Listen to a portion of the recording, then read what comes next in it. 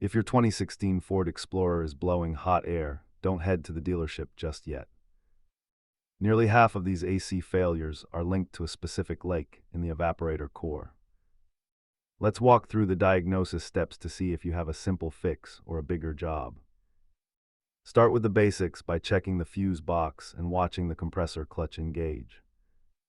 Low refrigerant is usually the reason your air isn't cold, but you have to find the leak. If your refrigerant levels are fine, a faulty pressure switch or blend door is likely. Simple electrical parts are easy to swap, but internal leaks require professional tools. Costs range from $20 for a fuse to over $1,000 for an evaporator. Using a simple pressure gauge can instantly tell you if the system is empty. Grab these basic tools to avoid paying a shop for a simple diagnostic. Pay attention to strange smells or clicking noises, as they often signal early failure. Follow these steps to get your Explorer cooling again and subscribe for more repair guides.